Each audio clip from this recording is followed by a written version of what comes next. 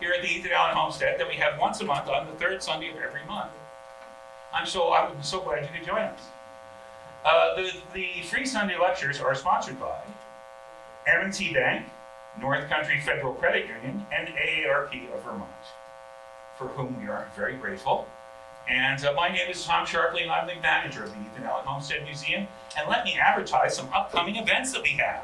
Oh boy, next weekend, May 25th and 26th, we're going to have our first of our reenactment weekends. What does that mean? That means we have a fire in the Allen House, and we cook food, and there are the Whitcomb's Rangers, who are a reenacting regiment, will be here encamped for 2 nights, Friday and Saturday night, camped out here in the Homestead. And then we have a whole schedule of events. So come to that, please, on the 25th and 26th next weekend. And then on June 16th is our next free Sunday lecture, and the speaker is here, right here, Doug Slaybaugh, and his speech is entitled, "When a Presidential Election Led to Civil War and 3 Times It Almost Did." Is that close enough? That's exact. Okay. All right. And now I'm going to introduce Angela Moody, who's going to introduce our speaker. All right.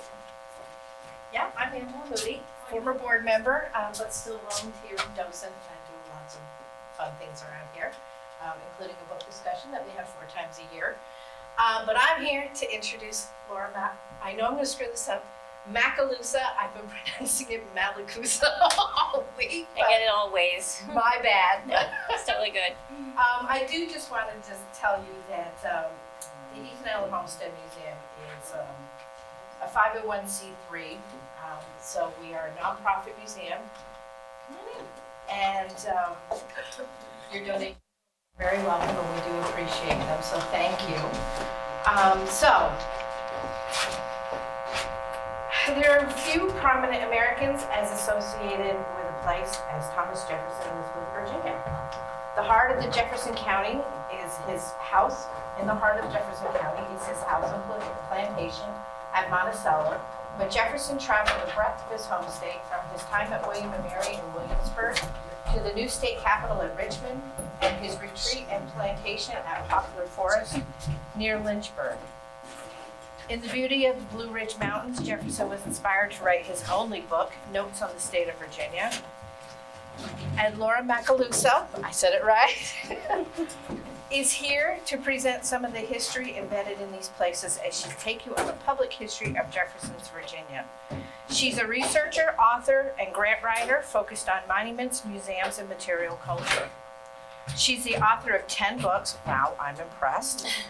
I'm the author of only 3. So. That's pretty great. That's pretty great. Multiple chapters and edited collections, book reviews, and blog posts. She has a PhD in the humanities with a focus on cultural and historic preservation, and an MFA in creative writing with a focus on nonfiction. Laura serves as the vice president of the Amelia S. Giffen Free Library and is a volunteer at the Appalachian Trail Museum and Pine Grove Furnace State Park. Where is that? Halfway on the Appalachian Trail. Halfway on the Appalachian Trail, which is what's here. For those who are interested in Benedict Arnold, she recently published an essay about his house in New Haven, Connecticut. And she has a website that you can go to.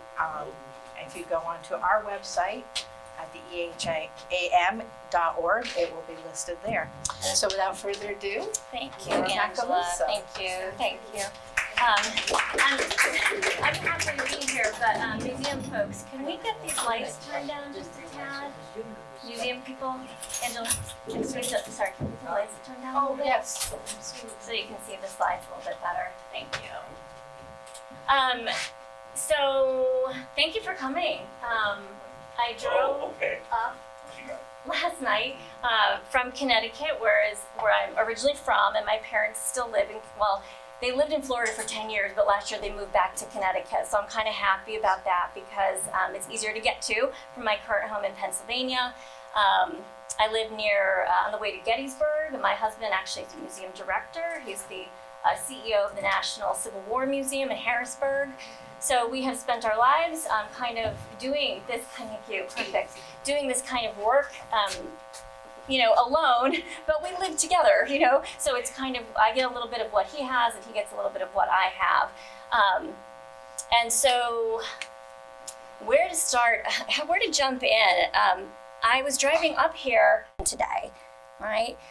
Comes up with this idea and he finally can kind of make it happen, make it so towards the end of his life, because he's busy and he's doing lots of things, right? For local, state, country. He's got a lot of service to do before he can kind of retire back to Monticello and make the dream of his university come into being. And so he's really at the end. He's like in his 70s when this starts coming to fruition, because he has to get it passed, the idea passed in the House. He has to get support. He has no money, so where is he going to get the money to build this thing? He's got to get a lot of pieces together. But he's so interested in education that he actually he writes out the curriculum. He chooses the faculty, and he designs the university. The architecture is all TJ all the way, and it is today. So it's pretty fabulous. You're walking through his mind, basically, when you're walking this campus, right? Here's what it looks like, kind of in this early view. Imagine his house, Monticello. I can't remember which one it is. It's up on the mountain. He's looking down into the valley of Charlottesville. The central building is the rotunda. Here it is, the rotunda. It has two arms that come out and then two lengths of buildings going this way. So again, you're creating what they call the lawn, right? And this is where the students live with the faculty back in the day. It's not like that today, but it was.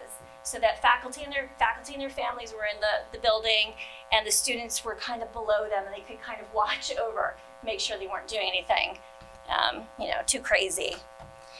One interesting early student, Edgar Allan Poe. One semester he lasted. They've kept his room, actually. It's kind of like a little tourist homage to Poe.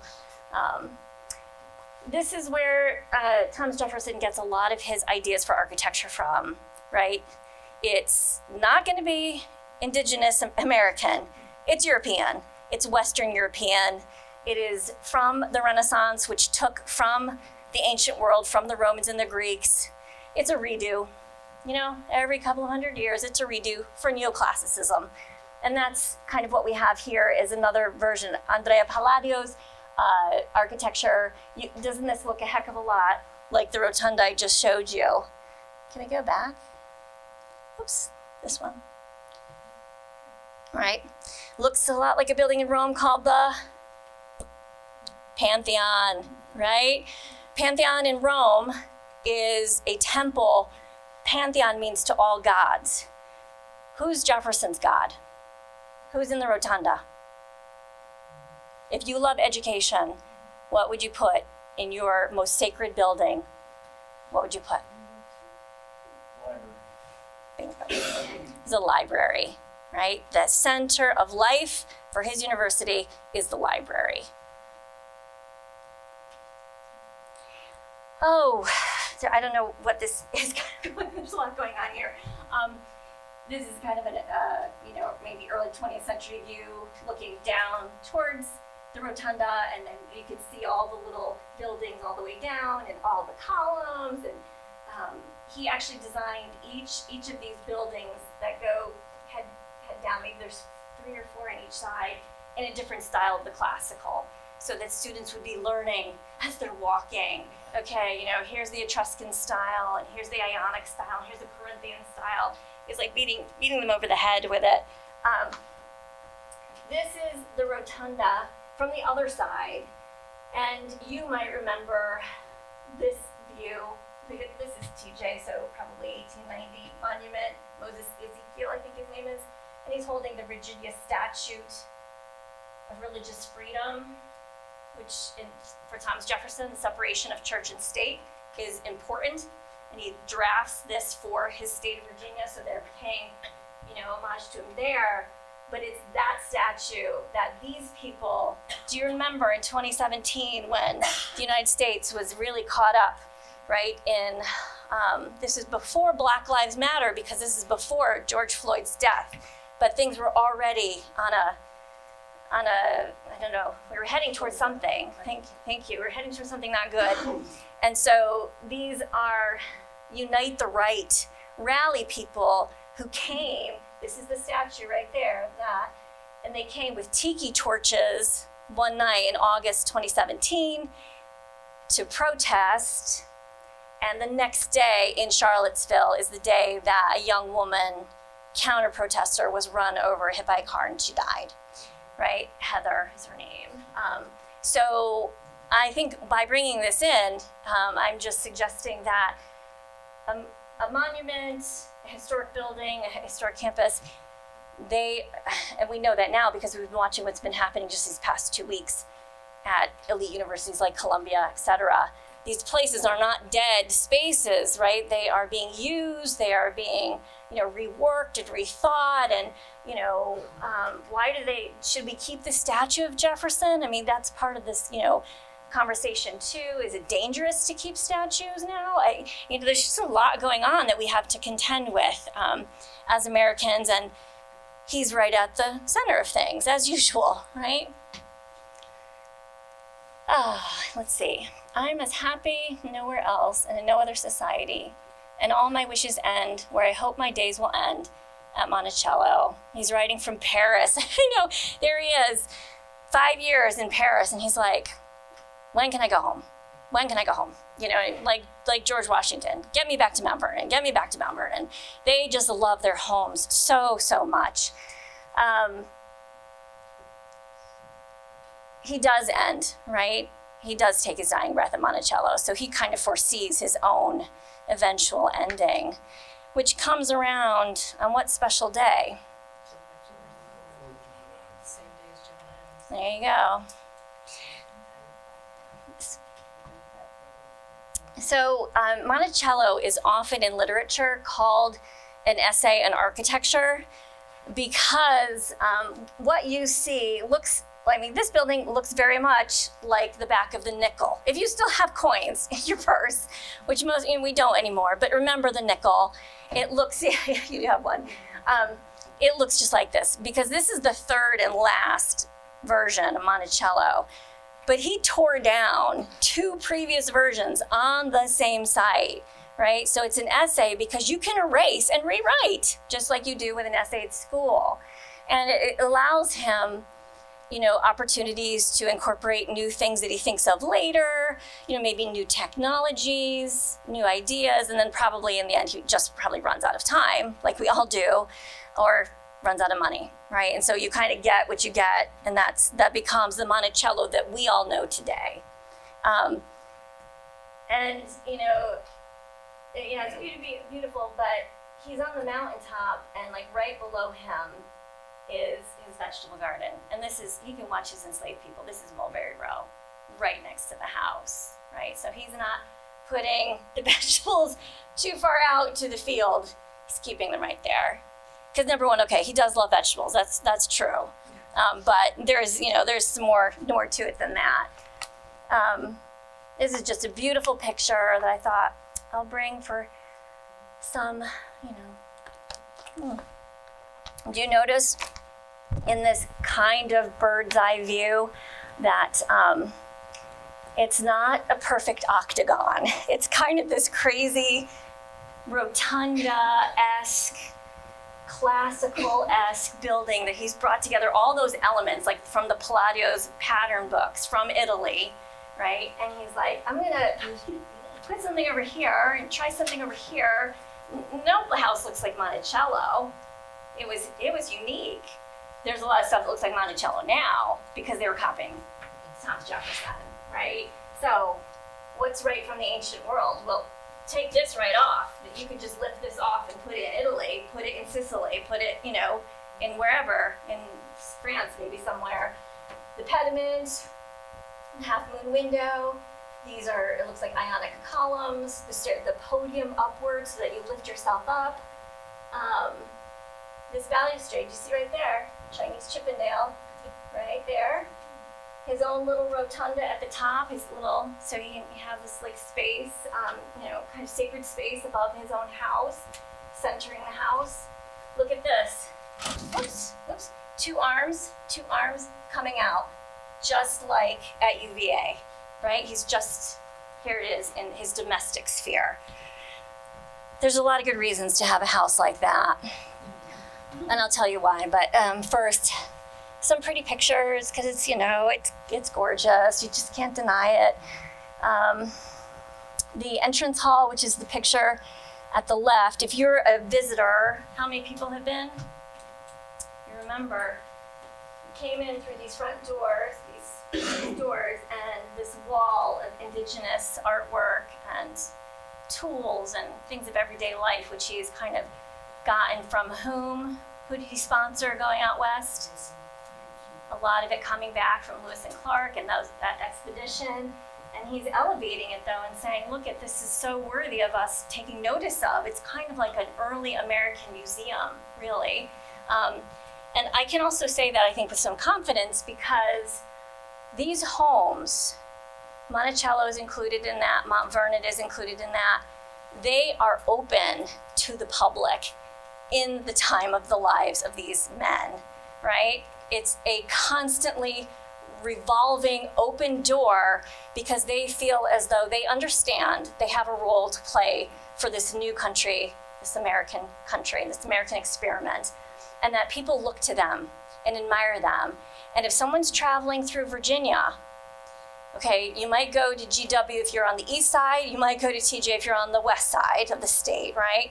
But there's only so many roads, and it's gonna pass by these homes. And if you need a place to stay, or if you need a meal, you can show up at both of these. You're not gonna be like a tramp, you're not gonna be, you're probably gonna be pretty nicely off because you're traveling in a carriage, with your entourage or whatever. But you and I could show up there and ask George Washington, could we have a meal? And he's not gonna sit with you, that would be taking it too far, but he's also not gonna turn you away, right?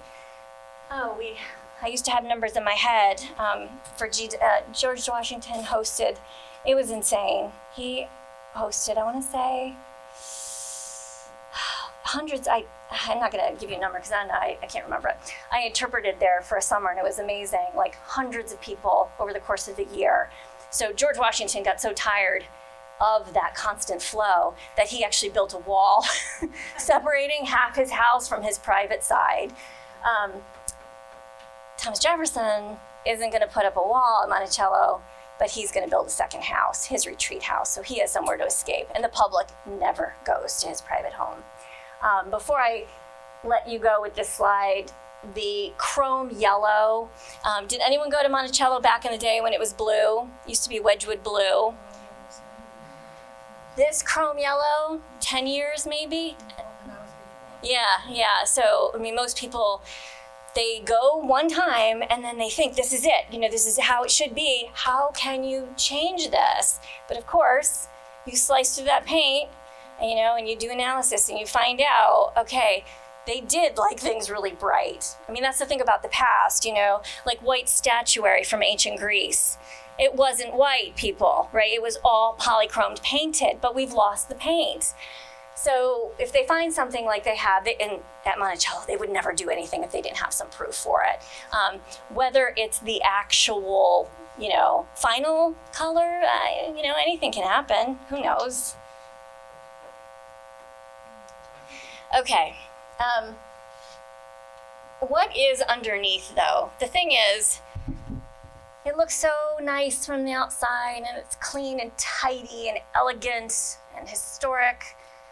But the reason it's lifted up from the ground, right, is because he needs space to have the workers. They can't be in his space. You don't want to have the kitchen right next to your dining room.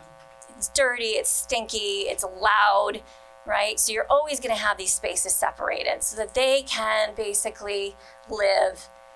Maybe pretend is a word, I'm not sure. They can imagine that they live this very clean life, but the stuff is happening right underneath their feet, or, right in the building right next door kind of thing, like it is at Mount Vernon. So this is the original kitchen at Monticello. This is an actual passageway so that he doesn't have to see the Black people doing stuff. They can use the passageways to get around the site. And what's right above the passageway? Well, he can walk, right? That's his walking platform. Those arms that I told you about coming out from the building, which is of course beautiful today because you're looking out the Blue Ridge Mountains, right? You see the Green Valley. It's really, really interesting, and I'm glad we have it to talk about for sure. Because, it's an essay in architecture, but it's also an essay in preservation, because so much change has changed in really a short amount of time. They ripped out historic boxwoods at both TJ sites.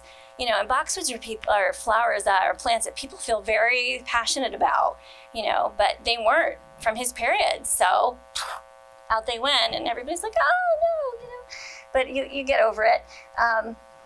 This is Mulberry Row, and I don't think I have another picture, no. So the house is the house, Monticello's right here. There is a path right here with single space dwellings, like one room dwellings built of wood frame going along here. And then the third row is the vegetable garden, which I talked about, with these two pavilions. Classical with Chinese Chippendale design work, fretwork at the top. And again, looking over vineyards and vegetables, and he could sit in that pavilion, and look out, look down, whatever he was going to do. Always going to be important from here on out to always ensure that we remember the people that made that lifestyle possible. And so these are actually pictures from Poplar Forest that we use. This is actually one of my books, and this is an interpretive drawing. This is Poplar Forest, his little octagon retreat home, which has a dug out lawn like this coming out from the house, and it was dug by hand by one individual who, after a long day of work, was paid a little bit of money to go and dig that lawn, that sunken lawn that Jefferson wanted, right? So the kind of things that enslaved people would do to earn some more money, put something away, because they had families to take care of too. And so this is the house I was just talking about. I'm gonna guess there's far fewer hands. Has anyone been to Poplar Forest? Yeah, it's kind of a hidden treat and a hidden retreat. It was a 3-day carriage ride in Thomas Jefferson's era from Monticello to this place. The only people that he allowed to go basically with him were his 2 granddaughters and a pile of books. He had books that were miniature for traveling, and he had a special bookcase for those miniature books to travel with him between the 2 houses. It has an arm, like we've talked about. It's missing the other arm, but today it actually has a row of trees, which was Thomas Jefferson's idea. It's Virginia, it's hot in the summer. It's good to have trees over you. It has extra large windows to let in the breezes. It has shutters that work to close the house when you needed to close it from the sun. It has Chinese Chippendale details. And it has this portico that looks just like what we've seen on Monticello and on so many other things, right? Here are the Blue Ridge Mountains in the background. He owned thousands upon thousands of acres of land, like a lot of these folks did, and they don't have to be contiguous, right? So George Washington's farms, George Washington had 5 farms. Mount Vernon was comprised of 5, but they were all connected. But that's not true for TJ. His land holdings were in several places. This is the cube dining room at Poplar Forest, because it is a perfect octagon, literally. It's an octagon building. It's considered to be the first octagon designed and used for a domestic space in the United States. And so therefore the inner room is a cube, And it's all finished now, but very neoclassical, right? It's that gray and white contrasting scheme. It's got a herringbone floor today, got Windsor chairs, and a little statuary by Houdon. We've talked a little bit about education. We talked a little bit about his homes. Just really quickly, he never stopped. This is the thing about Thomas Jefferson that I can certainly appreciate, and I think you do too. He never stopped learning. He was an active learner until the very end. And this is a little story that actually goes along with, do you consider New Hampshire your neighbors, your good neighbors? Are they good neighbors? You're good. They're your neighbors. I'm like, okay. And so it was, you have the White Mountains and they have the green. Am I right? The other way around? Other way around, green. You're green. So did you guys lose, or was they who lost the man in the mountain? New Hampshire. So those are the green, you're saying? Those are white. I'm never going to get that right. See, I'm from Connecticut. What do I know? Okay. Those mountains were thought of in the 18th century as being the tallest mountains in the United States, because they hadn't seen the Rockies, right? Anything like that. And so Thomas Jefferson was like, I'm going to prove them wrong, and I'm going to write about it in my book. He wrote only one book. It's called Notes on the State of Virginia, and it's all about Virginia. And he's proving that Virginia, come the United States, is as good as Europe. This is the point, right? Because Europe has everything older, bigger, better. Well, what do these upstarts have?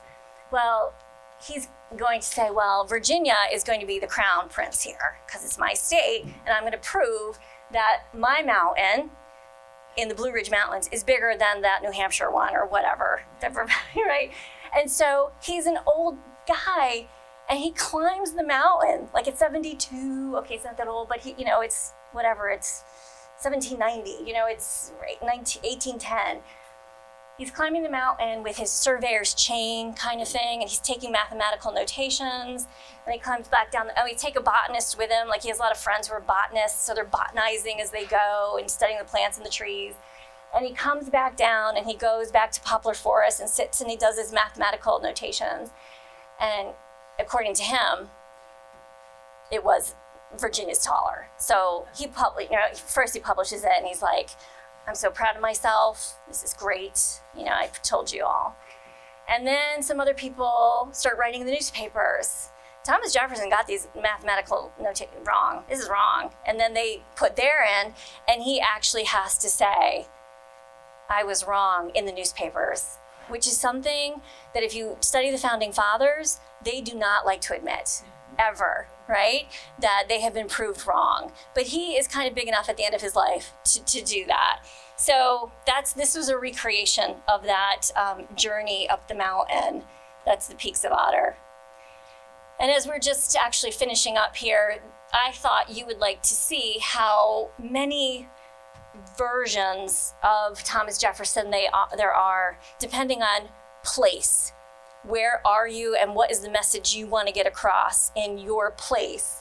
Well, if you're in Williamsburg at the Market Square, you want Thomas Jefferson to be someone you can approach. He's a friendly guy. He's sitting on the bench. You can sit on the bench next to him.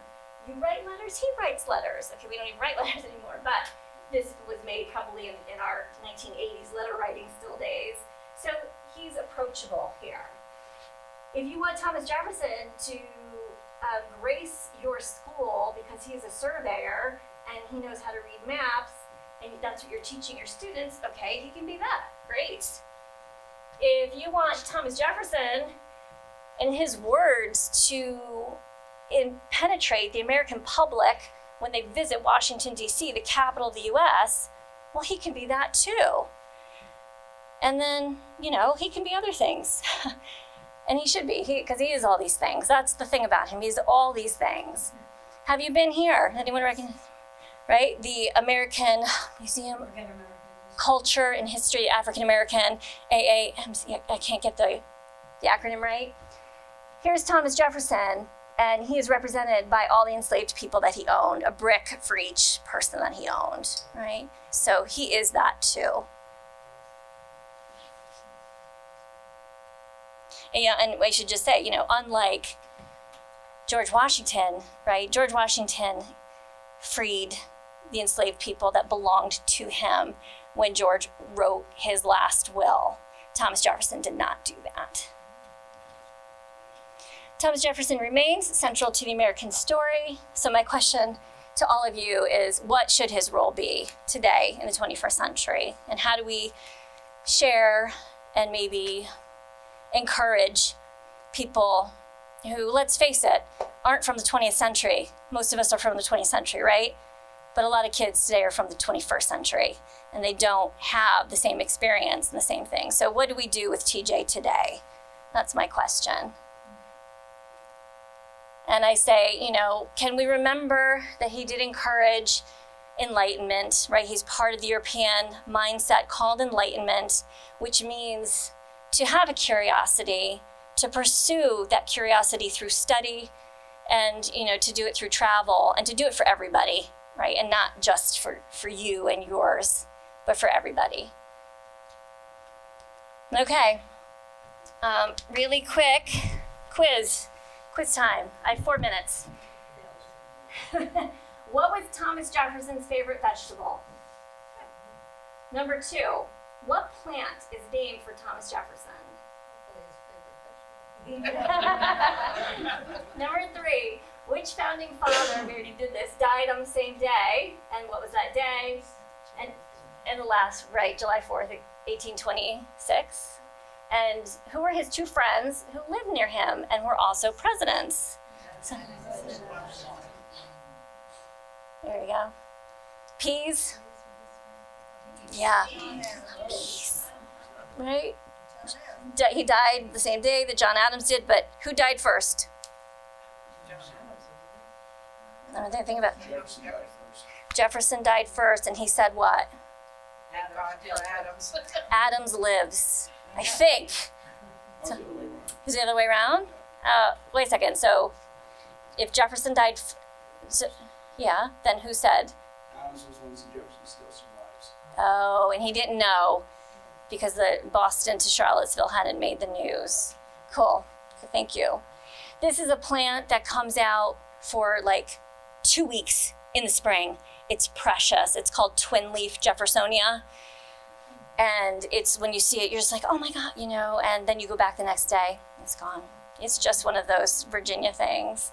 And it is Madison and Monroe who do live in the same orbit together, and they live in their own neoclassical houses and have their own slaves, right? So that's it. Thank you so much. Thank you.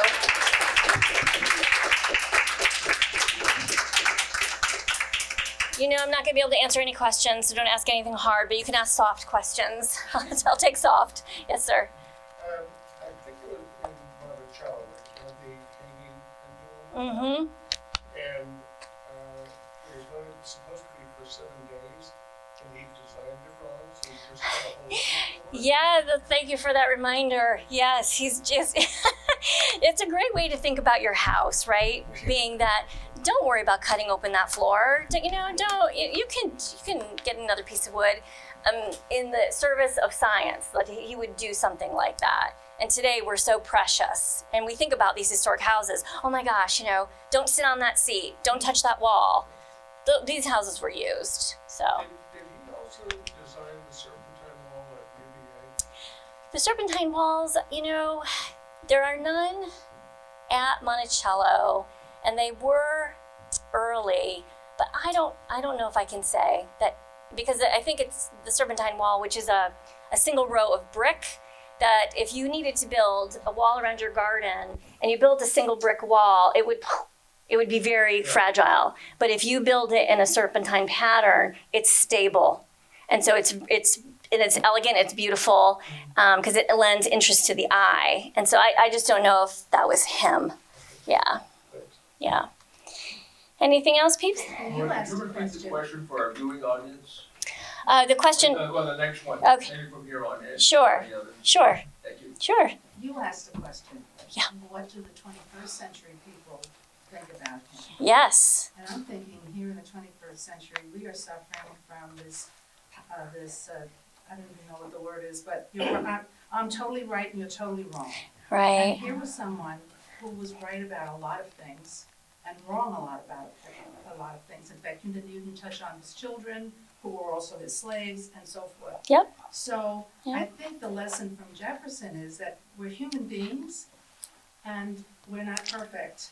And you can't throw the good stuff just because you don't like the bad stuff. And you can't cut off communication because you then lose the opportunity to help correct the bad stuff. That's right. So for our viewers, we're talking now about what do we do with Thomas Jefferson or any founding father, basically, in the 21st century, especially as we approach 2026. So what are you going to do with your founding father for 2026, Ethan Allen? Yeah, you have any good? Montreal. All right. I didn't realize I was signing up for that. That's great. He's gonna invade Montreal. Any other questions or thoughts? No. One question about Sally Hemings. Yeah. How did that, in the long run, soften his image in some scenario, or is it just like a... Great question. The question is how do we talk about Sally Hemings? What does she mean to Thomas Jefferson's story? Or should it really just be about her? And who cares? You know what I mean? He's had his say. Now, what does his story do for her? I don't know. Any thoughts here about Sally and their 6 children? Yeah. It's still hard. It's still hard for people to talk about.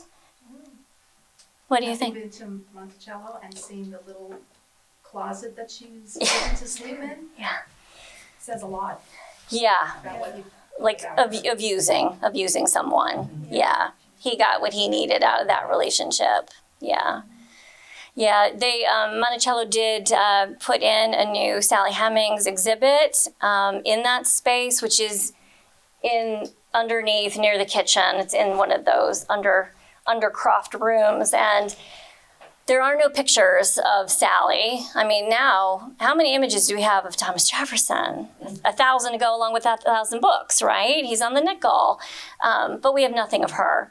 So very often historic sites use a silhouette kind of imagery, but Monticello did it kind of uniquely in that they project a silhouette on the wall, I think. And so it's kind of evocative of her presence, which we know is part of this home, but, she doesn't get to kind of be there. And we try to, in historic houses, show them in concrete ways through the tools, right? If a kitchen's set up, it's not set up because Mrs. Thomas Jefferson's going to get to work, right? It's set up for the enslaved people to do their work. So you try to get it at that way, but it still leaves you kind of cold because it's not human. So where can you find that human connection to Sally? And there's just a lot of great stories happening. A friend of mine who is the director of interpretation at Stratford Hall, which is Robert E. Lee's family home. They are doing a project, and I think it involves Mount Vernon, to highlight the cooks in all of these Virginia historic homes, all the enslaved cooks, because some of them did some not only amazing things with food, they were the folks who actually brought French cooking. It always, you think, Thomas Jefferson loved French cuisine, and so he brought it to us. No, he didn't learn a thing about it. He made it happen so that his enslaved cooks could do that work. They had to build, special flame little stoves that are meant for French cooking, and you can actually see them in these pictures. And so a friend of mine is doing that work. So, in other words, you can get through interpretation now in different ways that are, I think, really interesting for people. There she is in front, but did I have a picture of the kitchen? Yeah. Did I pass it? Lots of little, little ovens. There they are. This is French cuisine right here, because this is for sauces. You make each one kind of in its own little place, and then you have the big hearth to do the bigger meats kind of cooking, and all the copperware and the ceramic ware, etc. It's a great story, and as you could tell, I'm a big fan of Mount Vernon too. So I recommend, if you haven't been to either in a while, it's worth it. Yeah. Yes, sir. you were mentioning what, we don't know what Sally Hemings looked like. Yeah. But a lot of historians think that she was likely the half-sister of Jefferson. Yes. Yeah. And that if you know what the wife looked like, Good. probably Yes. resemblance there. Yeah. No, that's a really great point. The point is that these people intermarried, black and white, forcibly. You know, maybe there were some love relationships there, and there are a lot of light-skinned black people because of this forced relationship. And that was true of Sally, I think, that she had lighter skin because she was a product of that kind of master-slave owner relationship with her own mother. And it kind of just repeats itself until the end of slavery. Yeah. Right? All right, folks, it's Sunday. Have a great time outside. Thank you for having me.